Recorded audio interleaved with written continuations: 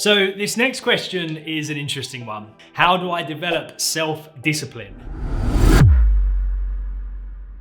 Everybody is going to have a slightly different viewpoint on this, of course. Now, I could say that about all of the coaching classes. Everything that we do within the Coaching Masters, everybody will have a slightly different viewpoint of it. So we can only give you what has worked for us, what we have done with our clients, what we have learned over the years, what we've studied, everything, right? So we're gonna hand over what's worked for us. And this question is an interesting one because these 3 very specific steps, I have boiled it down to these 3 steps. And I have found that these 3 steps are the 3 key steps as to how to develop this one thing.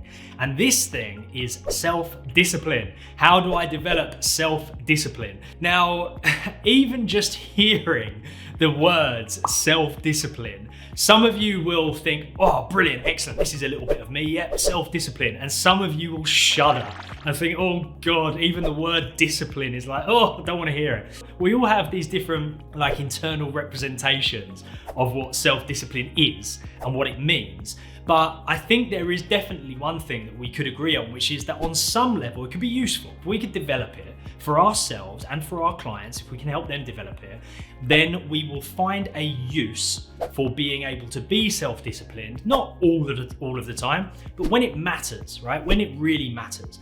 Now, I just want to touch on that very quickly because I'm sure you'll notice is that whenever I'm delivering coaching classes or I'm teaching on the accreditation or any of the NLP courses, I'm always of the viewpoint that we are fluid. There isn't any one particular way of being. There isn't any one particular mindset. There's not one particular action that is going to serve you 100% of the time. You need to be fluid, right? It's like Bruce Lee says about being like water. Your mind be formless, shapeless, like water. Now you put water into a cup, it becomes the cup. You put water into a bottle, it becomes the bottle. You put it in a teapot, it becomes the teapot. Now water can flow or it can crash. Be water, my friend. It crashes and it flows. We need to be able to do that. We need to be able to adapt to our environment. That's why water is so powerful, because it will adapt to any environment and it will remain strong. So self-discipline, for instance, even something like self-discipline, I am never going to be of the opinion that you need to be self-disciplined all the time, 100% of the time. Definitely not. I tell you what, I find pockets of time throughout my day and throughout my life where I throw self-discipline out of the window and I just kick my feet up and I relax and I watch some television or I spend time with my family. And you know what? I really enjoy those moments. And then there are those moments where I need it. I really need it and I really want it because it's going to be able to help me achieve something.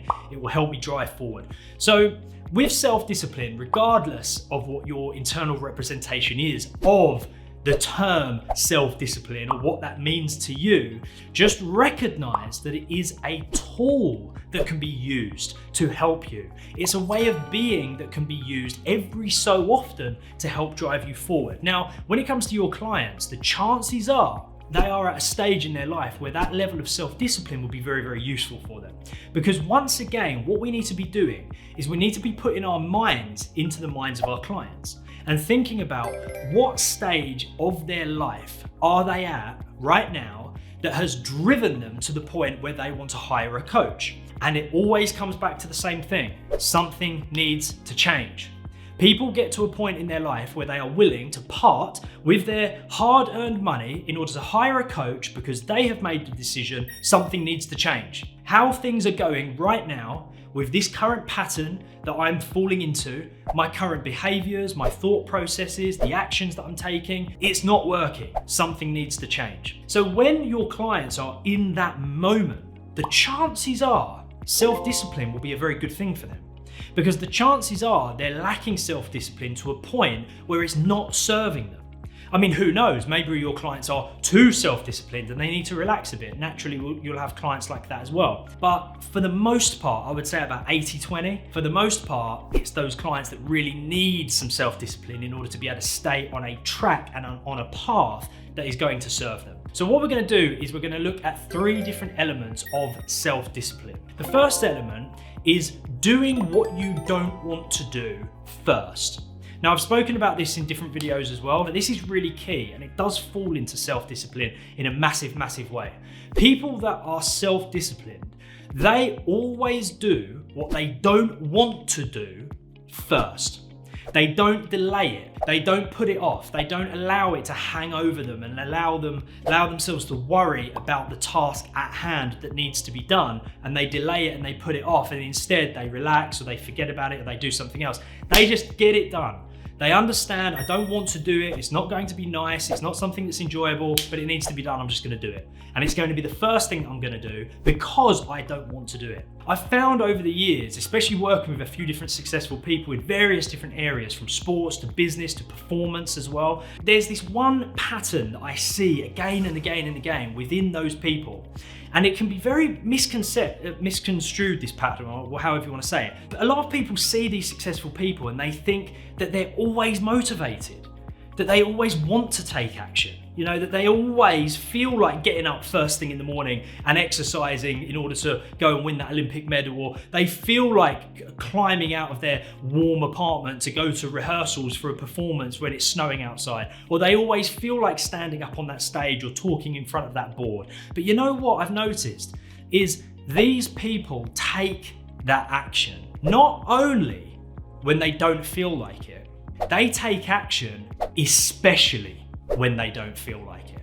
It's when they don't feel like taking the action that they take the most amount of action, because it's in those moments that they know and they value the ability to develop that self-discipline. So an outsider's perspective can look at somebody who has found success and think, oh yeah, but they're so lucky because they're always motivated, they're always energized, they always want to take action.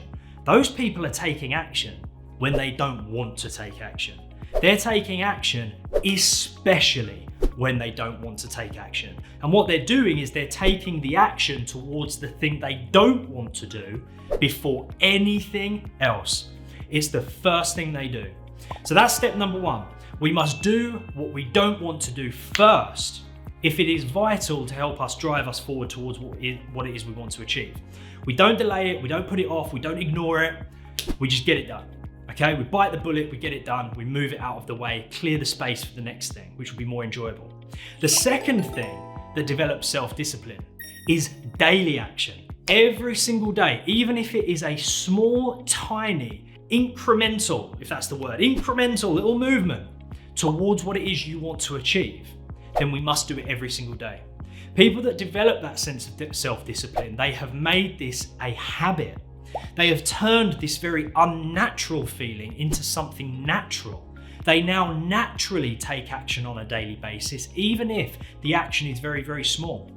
Every day, consistently, day after day, after day, after day, after day, including the weekends, even if it's just a tiny little bit of action, even if it's sending one email, even if it's making one phone call, even if it's just one tiny little element of what it is you want to achieve, speaking to one person, going to one place, even just writing down one thing, it doesn't matter, right? Even if it's a tiny little thing, they take daily action every day until it gets to the point where it's just a habit and they don't know what it feels like not to take that daily action.